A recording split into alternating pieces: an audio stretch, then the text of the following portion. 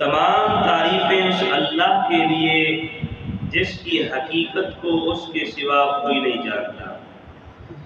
وہی گناہوں کو بخشتا ہے، وہی عیبوں کو چھپاتا ہے، وہی دکھوں کو دور کرتا ہے، وہی شکستہ دلوں کو جوڑتا ہے، اور شکوک و شبہات سے پاک ہے۔ وہ اللہ ہے جس کے سوا کوئی معبود نہیں۔ وہ محمود ہے کہ سختیوں اور تکالیف پر صرف اسی کی حمد کی جاتی ہے۔ وہ مشکور ہے کہ خوشحالی اور تنگ دستی میں ہر حال میں اس کا شکر ادا کیا جاتا ہے۔ وہی حقیقی کریم ہے کہ حقیقی جود و کرم سے صرف وہی پہچانا جاتا ہے۔ وہ رحیم اور محبوب اعظم ہے کہ رکوع و سجود صرف اسی کے لیے ہوتے ہیں۔ وہی قدیم الذات اور بدیع الصفات یعنی بے مثل صفات والا ہے کہ دکھوں کو دور کرنے کے لیے اسی کو پکارا جاتا ہے۔ وَإِن يَمْسَسْكَ اللَّهُ بِضُرٍّ فَلَا كَاشِفَ لَهُ، اگر کسی کو کوئی برائی تکلیف پہنچتی ہے تو اس کے دور کرنا ہمیں اللہ کے علاوہ کوئی اور نہیں ہے۔ تو اس لیے فرمایا اے بندو تمہارا ہر معاملہ اسی کی طرف لوٹتا ہے، تمہارا رزق اسی کے ذمہ ہے، وہ تمہیں کافی ہے، وہی تمہارا پروردگار ہے۔ ذالکم اللہ ربکم لا الہ الا ہو، یہ ہے تمہارا رب، ہمیں اس کے سوا کوئی معبود نہیں۔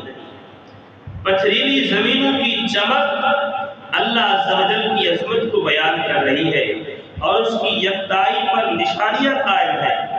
وَإِلَٰهُكُمْ إِلَٰهٌ وَاحِدٌ لَا إِلَٰهَ إِلَّا هُوَ، فرمایا تمہارا معبود ایک معبود ہے، اس کے سوا کوئی معبود نہیں۔ سرکش اور گمراہ لوگ اللہ عز و جل کے وجود کا انکار کیسے کرتے ہیں حالانکہ وہ زندہ ہے، اس کے سوا کوئی فرمائے کہ معبود نہیں۔ اللہ کی وحدانیت کو کیسے جھٹلایا جا سکتا ہے یا کیسے اس کی یکتائی کا انکار کیا جا سکتا ہے جبکہ وہ فرما رہا ہے شاہد اللہ انہ لا الہ الا ہو، اللہ نے خود گواہی دی کہ وہ اللہ ایک ہے، اس کے سوا کوئی نہیں۔ اس نے اپنی حکمت بالغہ سے اشیاء کا اندازہ رکھا اور اپنی قدرت کاملہ سے اندھیرے اور روشنی کو پیدا کیا۔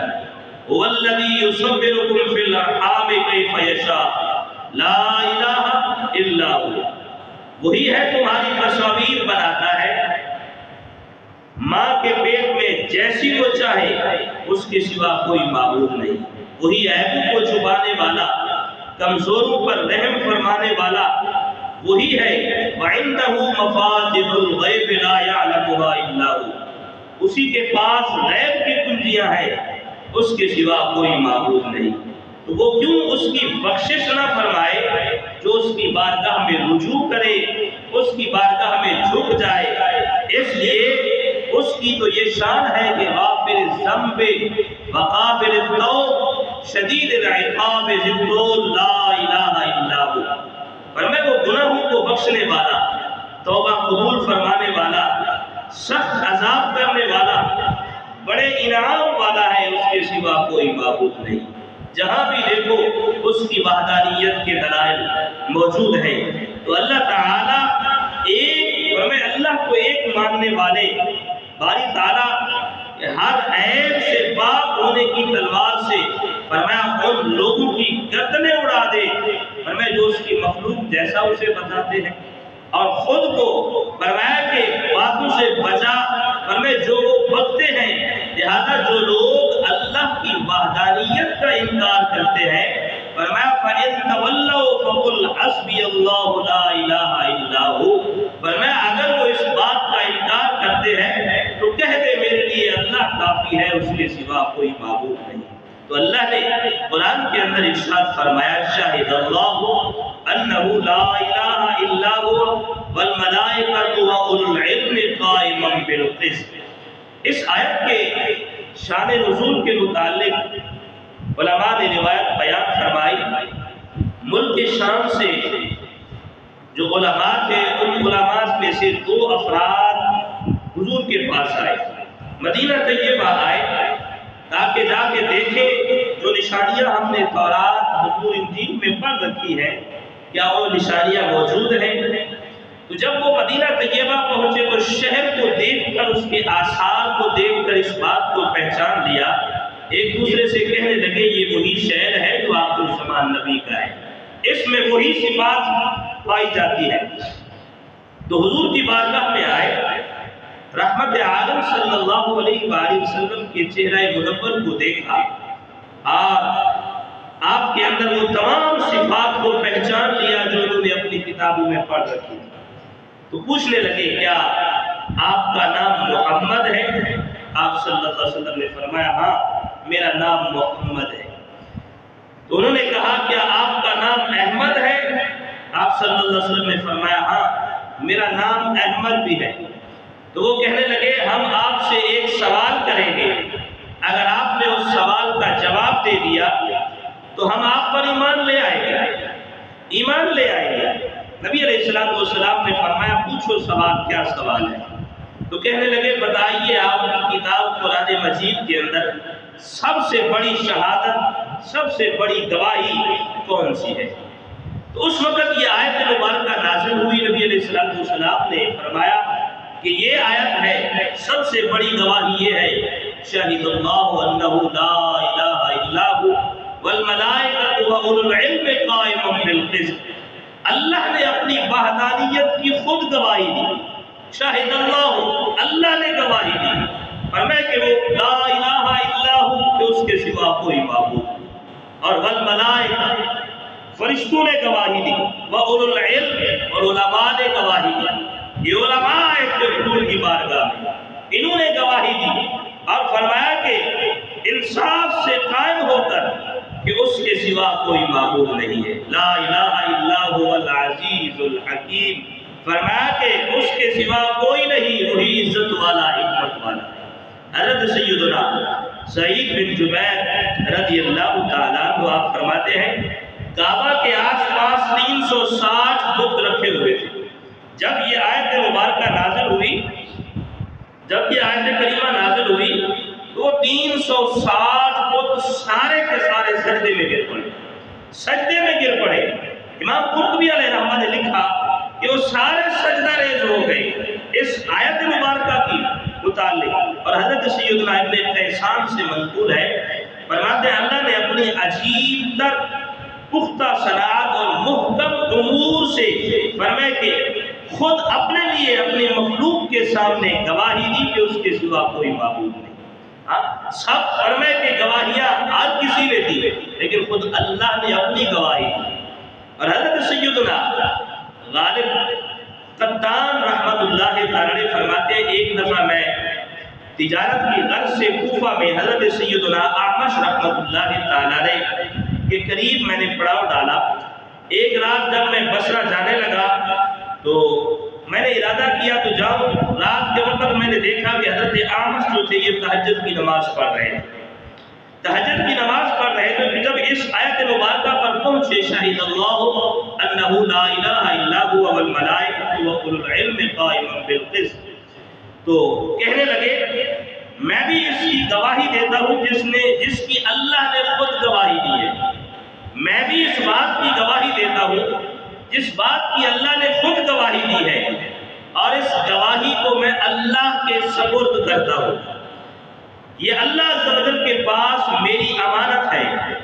پھر انہوں نے اس آیت مبارکہ کو بار بار تلاوت کیا تو حضرت غالب قطان رحمت اللہ تعالی فرماتے ہیں میں نے دل میں سوچا کہ انہوں نے ضرور اس آیت کے متعلق کچھ سن رکھا ہے تب یہ باتیں کر رہے ہیں۔ تو فرماتے ہیں میں بھی ان کے ساتھ کھڑا ہو گیا، نماز پڑھنے لگا، اور جب وہ نماز سے فارغ ہوئے تو میں نے عرض کیا کہ میں نے آپ کو یہ آیت مبارکہ بار بار پڑھتے ہوئے سنا ہے، تو کیا آپ نے اس کے متعلق کوئی وضاحت سنی ہوئی ہے؟ تو انہوں نے فرمایا کہ اللہ کی قسم میں 1 سال تک تجھے نہیں بتاؤں۔ حضرت اعمش رحمت اللہ تعالی فرمانے لگے میں 1 سال تک تجھے نہیں بتاؤں گا۔ تو فرماتے ہیں میں نے ان کے دروازے پر وہ دن اور فرمائے کی تاریخ جو تھی وہ لکھ لی، اور ایک پورے سال گزرنے کا انتظار کرنے لگا۔ جب سال پورا گزرا کتنی تڑپ ہوتی تھی دین سیکھنے کی، کتنی شوق ہوتا تھا فرمائے علم دین سیکھنے کا کہ حضور نے اس کے متعلق کیا فرمایا، اور یہی بات سننے کے لیے پورا سال انتظار کیا۔ فرماتے جب سال پورا گزرا تو میں نے عرض کی کہ اے ابو محمد سال گزر چکا ہے، اب بتائیے نا آپ نے اس کے بارے میں کیا سن رکھا ہے؟ تو حضرت اعمش رحمۃ اللہ تعالی فرماتے ہیں کہ مجھے حضرت سیدنا ابو وائل رضی اللہ تعالیٰ نے حضرت سیدنا عبداللہ بن عمر رضی اللہ تعالیٰ سے روایت کر کے یہ بتایا ہے کہ رسول اللہ صلی اللہ علیہ وآلہ وسلم نے ارشاد فرمایا قیامت کے دن اس آیت مبارکہ کو پڑھنے والا لایا جائے گا تو اللہ تعالیٰ فرمائے گا میرے بندے کا میرے پاس ایک عہد ہے جو اس نے میرے پاس رکھا تھا، تو میں سب سے زیادہ عہد پورا کرنے والا ہوں۔ اے فرشتوں فرمائے کہ میرا عہد یہ ہے کہ میرے اس بندے کو جنت میں لے جاؤ، جنت میں لے جاؤ۔ تو اس نے اللہ کی وحدانیت کی جو گواہی کی، یہ گواہی دے کر اس عہد کو اللہ کے پاس سپرد رکھا، اللہ کے پاس امانت رکھی۔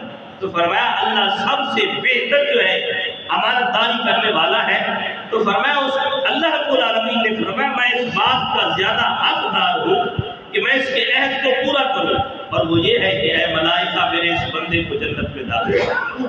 اور ایک روایت میں منقول ہے جس نے رات کو سوتے وقت یہ آیت مبارکہ پڑھی شاہد اللہ انہ لا الہ الا هو والملائکۃ واولو العلم قائما بالقسط لا الہ الا هو العزیز الحکیم، سورہ آل عمران کی آیت نمبر 18 ہے۔ جس نے رات کو سوتے وقت یہ آیت مبارکہ پڑھی اللہ عز و جل اس سے ایک فرشتہ پیدا فرمائے جو تا قیامت آنے تک فرمایا اس بندے کے لیے استغفار پڑھتا رہے گا، استغفار پڑھتا رہے گا، اس کے لیے رب کی بارگاہ سے بخشش طلب کرتا رہے گا۔ اور حضرت سیدنا ابن عباس رضی اللہ تعالیٰ عنہما اللہ عز و جل کے اس فرمان عالی شان غافر الذنب و قابل التوب اس کی تفسیر میں آپ فرماتے ہیں کہ اللہ اس کے گناہ بخشنے والا اور توبہ قبول کرنے والا ہے جو اس کی وحدانیت کا اقرار کرے، جو اس کی وحدانیت کا اقرار کرے۔ اور شدید العقاب کی تفسیر میں فرمایا اس شخص کو سخت عذاب دینے والا ہے جو اس کی وحدانیت پر ایمان نہ لائے۔ اور ارشاد باری تعالیٰ الا من اتخذ عند الرحمن عہدا، مگر وہی جنہوں نے رحمان کے پاس اپنا عہد رکھا، رحمان کے پاس عہد رکھا۔ اس کی وضاحت کے متعلق حضرت ابو عبداللہ محمد بن احمد انصاری امام قرطبی علیہ رحمہ اس آیت کی تفسیر میں آپ فرماتے ہیں کہ حضرت سیدنا عبداللہ بن مسعود رضی اللہ عنہ سے روایت ہے کہ رسول کریم صلی اللہ علیہ وسلم نے اپنے صحابہ سے یہ فرمایا کیا تم اس بات سے عاجز ہو کہ صبح شام اپنے رب کے پاس ایک عہد لو، ایک عہد لیا کرو؟ تو صحابہ کرام نے عرض کی یا رسول اللہ وہ کس طرح؟ رب کی بارگاہ میں صبح اور شام کو ہم یہ عہد کس طرح لیں؟ تو نبی علیہ السلام نے فرمایا کہ یہ دعا آپ نے دعا بتائی جس کو ہم عہد نامہ بھی کہتے ہیں، عہد نامہ بھی کہتے ہیں، فرمایا کہ اکثر پڑھا جاتا ہے، لوگ پڑھتے ہیں روزانہ اس کا ورد بھی کرتے ہیں۔ عہد نامہ فرمایا اللہم فاطر السماوات والارض عالم الغیب والشہادہ انی اعہد الیک فی هذه الحیات بانی اشہد ان لا الہ الا انت لا شریک لک وان محمدا عبدک ورسولک فلا تکلنی الی نفسی فإنک ان تکلنی الی نفسی تباعدنی من الخیر وتقربنی الی الشر وإنی لا أثق إلا برحمتك فاجعل لي عندك عهدا توفنيه يوم القيامة إنك لا تخلف الميعاد۔ صبح کے وقت بندہ یہ پڑھے اور شام کے وقت پڑھے۔ نبی علیہ السلام نے فرمایا جو یہ کہے گا اللہ تعالیٰ اس پر مہر لگا کر عرش کے نیچے رکھ دے گا، اس فرمائے کے عہد نامے کو عرش کے نیچے رکھ دے گا۔ جب قیامت کا دن ہوگا تو ایک اعلان کرنے والا منادی اعلان کرے گا کہاں ہیں وہ لوگ جنہوں نے اللہ کے پاس اپنا عہد رکھا ہوا، عہد رکھا ہوا؟ فرمائے وہ شخص کھڑا ہوگا تو اللہ فرمائے گا اسے جنت میں داخل کر، جنت میں داخل کر۔ یہ اللہ کی بارگاہ میں رکھا ہوا ایک عہد ہے، اور اس لیے فرمایا کہ نبی علیہ السلام نے فرمایا یہ اپنے رب کے پاس یہ عہد لو، صبح کے وقت پڑھو، شام کے وقت ایک مرتبہ پڑھ لو۔ اب اس میں کون سا وقت لگتا ہے؟ اگر یہ زندگی کا معمول بنائے تو قیامت کے دن ہمارے لیے بخشش کا سامان بھی ہے۔ بعض علماء کرام فرماتے ہیں کہ کلمہ طیبہ ایک مضبوط تلا اور فرمائے کہ مضبوط زرہ ہے۔ اگر اس کے متعلق قرآنی آیات کو دیکھا جائے، اللہ نے فرمایا وَأَلْزَمَهُمْ كَلِمَةَ التَّقْوَىٰ، اور پرہیزگاری کا کلمہ ان پر لازم فرما دیا۔ حضرت سیدنا علی المرتضیٰ شیر خدا کرم اللہ تعالیٰ وجہ الکریم فرماتے ہیں یہاں کلمۃ التقویٰ سے مراد لا الہ الا اللہ پڑھنا ہے۔ اور اللہ نے فرمایا الیہ یصعد الکلم الطیب، فرمایا کہ اسی کی طرف بلند ہوتا ہے پاکیزہ کلام۔ الکلم الطیب سے مراد بھی لا الہ الا اللہ کہنا ہے۔ اور اللہ نے فرمایا من جاء بالحسنۃ فلہ عشر امثالھا، تو جو ایک نیکی لائے اس جیسی اسے 10 دی جائے گی۔ یہاں الحسنہ سے مراد بھی فرمایا لا الہ الا اللہ کہنا۔ تو اس لیے فرمایا کہ کلمہ طیبہ ایک مضبوط زرہ ہے اور مضبوط قلعہ ہے، جس نے کلمہ طیبہ پڑھا وہ ہر قسم کی برائی سے حفاظت میں ہو گیا۔ اس لیے حضور نبی کریم صلی اللہ علیہ وآلہ وسلم کا فرمان ہے لا الہ الا اللہ کے ذکر سے اپنے رب کی عظمت و بزرگی کو بیان کیا، کیونکہ اللہ عز و جل ارشاد فرماتا ہے کہ لا الہ الا اللہ میرا قلعہ ہے، اور فرمایا کہ جو میرے قلعے میں داخل ہو فرمایا کہ وہ میرے عذاب سے محفوظ ہو گیا، وہ میرے عذاب سے محفوظ ہو گیا۔ حضرت سیدنا عبداللہ ابن عباس رضی اللہ تعالیٰ عنہ آپ فرماتے ہیں کہ اگر گناہ گاروں کو معلوم ہو جائے کہ لا الہ الا اللہ کہنے میں کیا اجر و ثواب ہے، لا الہ الا اللہ اس سے مراد پورا کلمہ ہے، لا الہ الا اللہ محمد رسول اللہ، یعنی کلمہ طیبہ پڑھنے میں کیا اجر و ثواب ہے۔ اگر لوگوں کو یہ بات معلوم ہو جائے تو یہ اس کا کثرت سے ذکر کرے، کثرت سے اس کا ذکر کیا کرے۔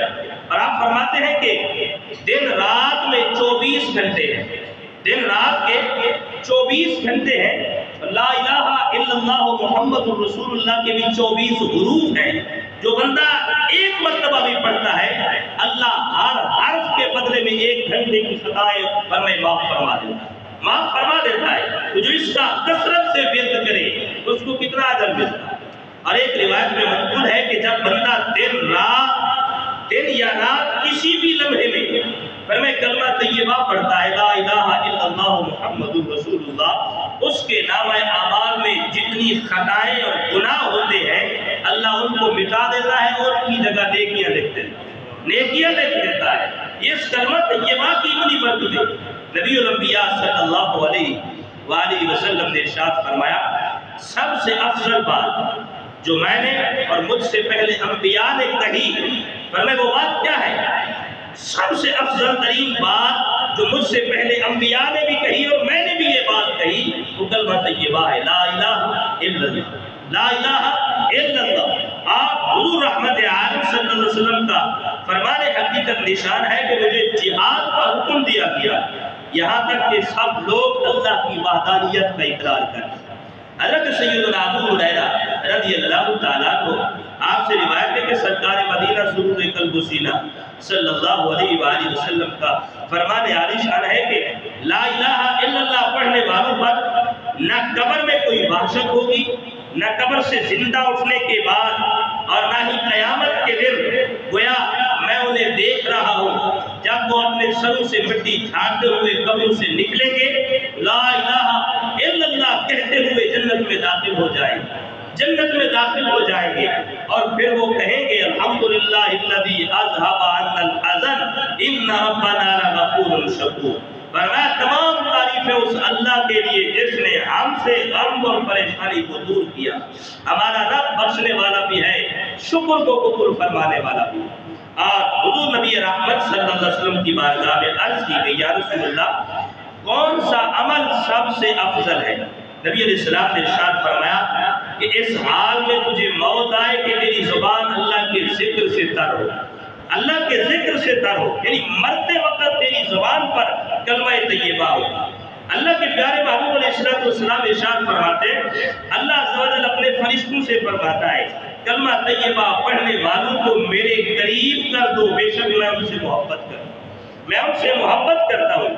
تو شامل محترم، مومنین کی مجلس میں عظیم قدرت والے بادشاہ کا تذکرہ فرمائے کہ اللہ عز و جل نے ان کی پیدائش سے پہلے بھی جو لوگ اللہ کا ذکر کرتے ہیں، اللہ کے نام کا، اللہ نے ان کی پیدائش سے پہلے بھی اپنی محبت اور اپنی فرما برداری ان کے لیے لکھ دی ہے۔ قرآن نے فرمایا یحبہم و یحبونہ، اللہ فرماتا ہے وہ اللہ سے محبت کرتے ہیں، اللہ ان سے محبت فرماتا ہے، اللہ ان سے محبت فرماتا ہے۔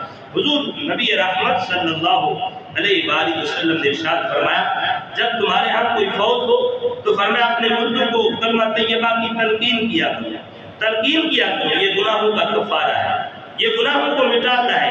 نور کے پیکر تمام نبیوں کے سرور صلی اللہ علیہ وآلہ وسلم نے ارشاد فرمایا جس کا آخری کلام اس دنیا سے جاتے ہوئے جس کا آخری کلام لا الہ الا اللہ محمد رسول اللہ ہے وہ جنت میں داخل ہوگا۔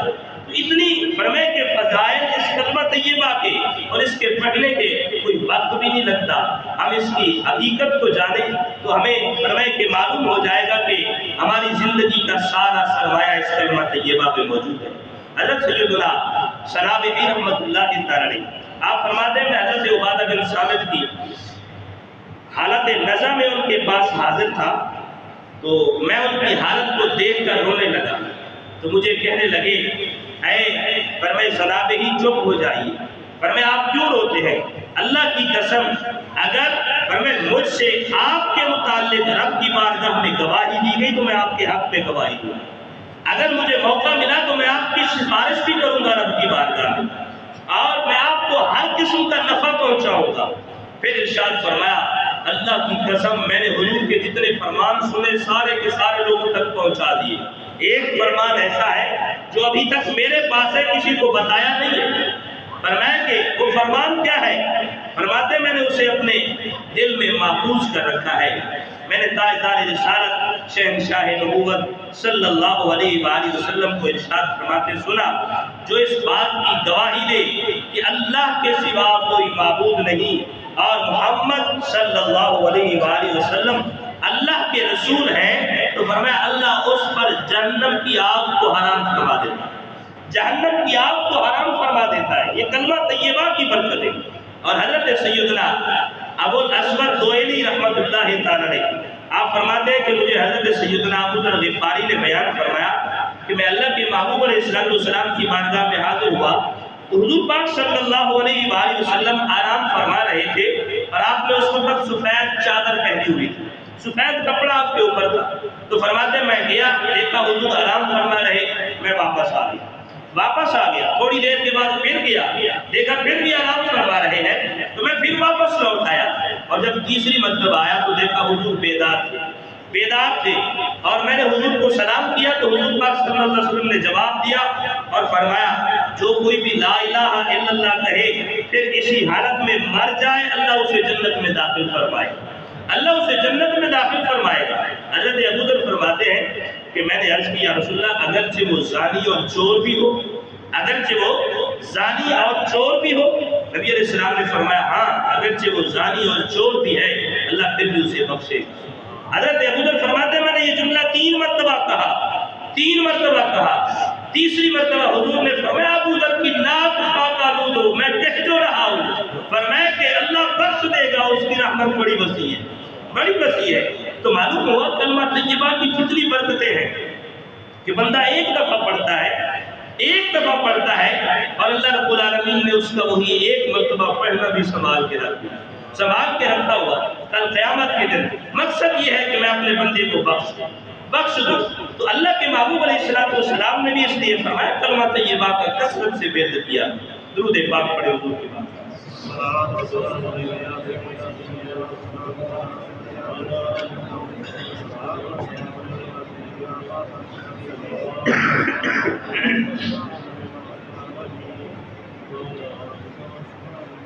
بازار جاتے ہیں، ہر بندہ جاتا ہے کوئی نہ کوئی کام کرنے کے لیے، تو بازار جانے کی بھی دعا نبی علیہ السلام نے بیان کیا۔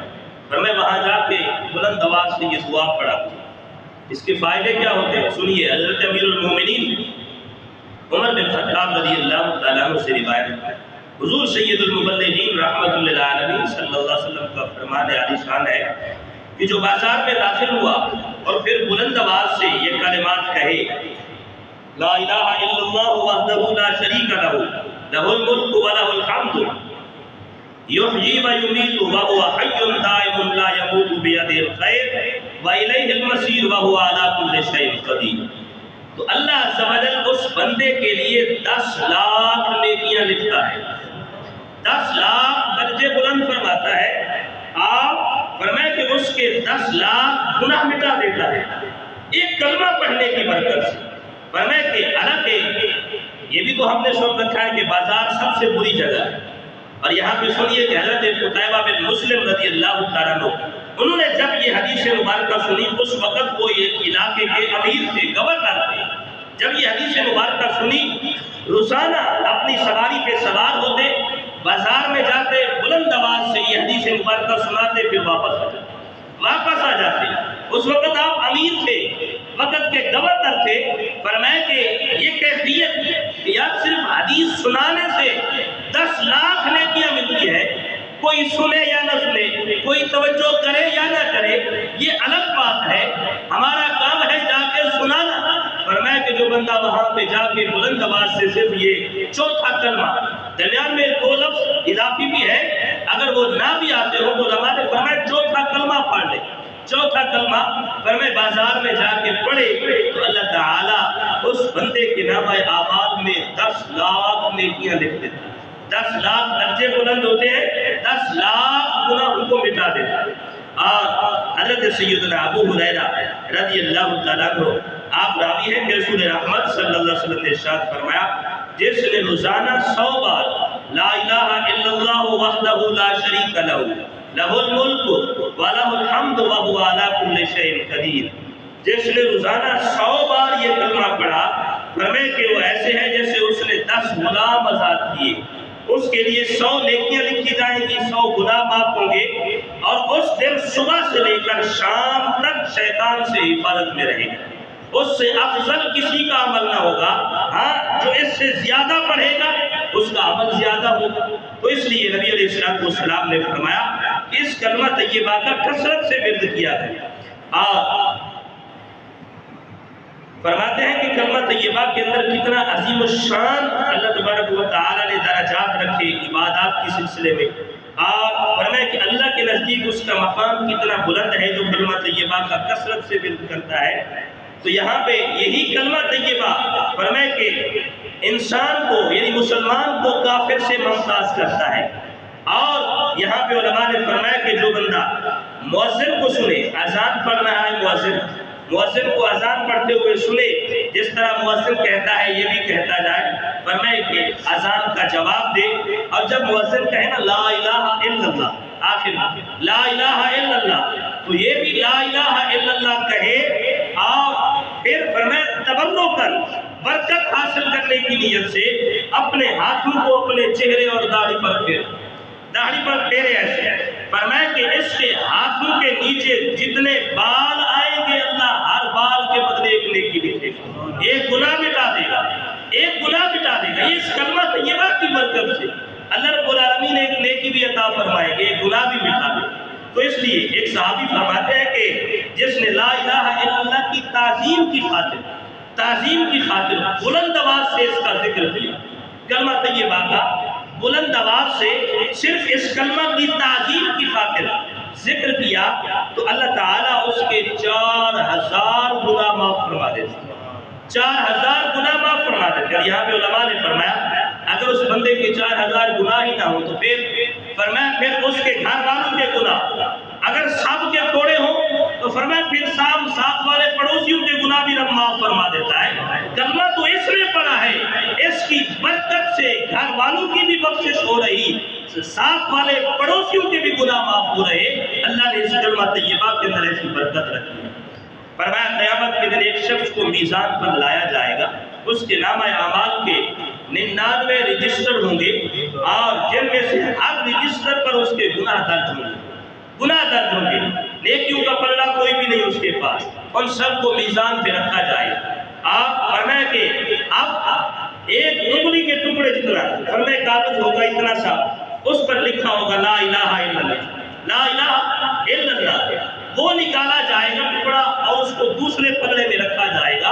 अब वो छोटा सा टुकड़ा इन सारे 99 रजिस्टर पर भारी हो जाएगा, तो अल्लाह फरमाएगा मैंने इस एक कलमा तैयबा के बदले में इसके सारे गुनाह माफ करवा दिए।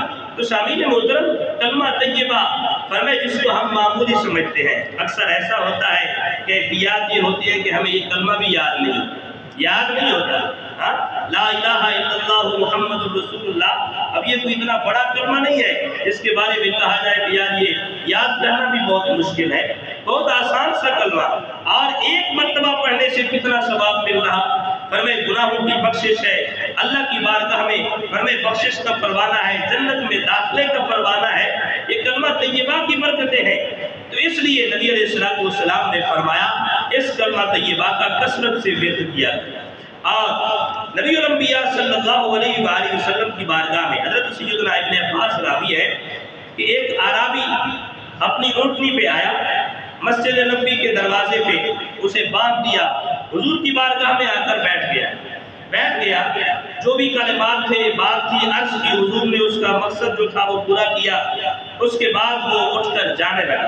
अभी उठने का इरादा ही किया तो कुछ लोग वहाँ बैठे थे, उन्होंने कहा या रसूलुल्लाह सल्लल्लाहु अलैहि वसल्लम, ये जो ऊँटनी लेकर आया है ये चोरी की है, ये चोरी की है। तो नबी अलैहिस्सलाम अभी उसकी तरफ मुतवज्जे हुए कि हाँ भाई तुम बताओ ये जो लोग कह रहे हैं, दावा कर रहे हैं, क्या ये सच है? उसने ऐसे सर झुकाया और उंगली के साथ ऐसे जमीन पर फरमाए के लकीरें मारने लगा, चुप करके बैठ गया। अभी उसने नीचे सर झुकाया, उधर से अल्लाह ने ऊँटनी को कुव्वत ताकत दी। ऊँटनी बोल पड़ी रसूलुल्लाह की बारगाह में, या रसूलुल्लाह सल्लल्लाहु अलैहि वसल्लम, चोर ये नहीं है, चोर और है। जिसने चोरी की है उसने बेची है, इसने खरीदी है, कीमत देकर खरीद कर आया है, ये चोर नहीं है। अब जब ऊँटनी ने उसकी गवाही दी, हुजूर के पैकर तमाम नबियों के सरवर सल्लल्लाहु अलैहि वसल्लम ने इरशाद फरमाया, ऐ आराबी, तुझे उस जात की कसम जिस जात ने तेरी बारात के लिए ऊँटनी को बोलने की ताकत दी है, बता तो सही ना, तूने अभी यहाँ पे बैठे बैठे क्या कलिमात कहे हैं रब की बारगाह में, क्या बोला है तूने, अल्लाह की बारगाह में क्या दुआ मांगी है? तो उसने अर्ज की, या रसूलुल्लाह सल्लल्लाहु अलैहि वसल्लम, मैंने अर्ज की थी कि अल्लाहुम्मा लस्ता बिरब्बि इस्तहदसनाका वला माअका शरीकुन फी मुल्किका, ऐ अल्लाह तू ऐसा रब नहीं है जिसको हमने अपनी तरफ से घर लिया है, फरमाया कि और तेरे मुल्क में तेरा कोई शरीक नहीं है, और आनका अला खल्क़िना, फरमाया तेरी मखलूक को पैदा करने में तेरा कोई मुआविन नहीं है, तू अकेला है, और अंत कमा तक़ूलु, तू वैसे ही है जैसा तूने हमें बताया है, और वह फौका कुल्ले मा नक़ूलु, हम जो तेरी तारीफ करते हैं तू इससे भी बुलंद है, तू इससे भी बुलंद है। अस्अलुका या रब्बी, ऐ अल्लाह मैं तुझसे सवाल करता हूँ, अन तुसल्ली अला मुहम्मद व आले मुहम्मद, कि अपने महबूब मोहम्मद और इसकी आल पर रहमत नाज़िल फरमा, और वतबरानी बिबरातिन मिम्मा नफीहे, और इनके सदके से या अल्लाह मुझे इस मुसीबत से निकाल, मुझे इस मुसीबत से निकाल। तो नबी अलैहिस्सलाम ने फरमाया तूने ये दुआ मांगी है, फरमाया अल्लाह ने तेरी बारात के लिए ऊँटनी को बुलवा दिया, उसने कलाम किया। और नबी अलैहिस्सलाम फरमाने लगे, सहाबा, फरमाया उस जात की कसम जिसने मुझे हक के साथ भेजा, इधर ये कलिमात ये पढ़ रहा था, मैंने बाहर फरिश्तों की भीड़ देखी है, फरिश्तों का रश लगा हुआ था गली में जो इन कलिमात को लिख रहे थे। नबी अलैहिस्सलाम ने फरमाया जो बंदा भी जब कभी ऐसी मुश्किल में फंसा हुआ हो वो ये कलिमात पढ़ ले, अल्लाह उसकी मुश्किल दूर फरमा देगा। शाहिद अल्लाहु अन्नहु ला इलाहा इल्लाहु, अल्लाह ने गवाही दी कि अल्लाह एक है, खुद अल्लाह ने गवाही दी कि उसके सिवा कोई माबूद नहीं, फरिश्तों ने भी गवाही दी, वल मलाइकतु व उलुल इल्म काइमम बिल क़िस्त, इंसाफ पर कायम होकर उलमा ने भी गवाही दी, ला इलाहा इल्ला हुवल अज़ीज़ुल हकीम, اس کے سوا کوئی معبود نہیں، وہ عزت والا حکمت والا ہے۔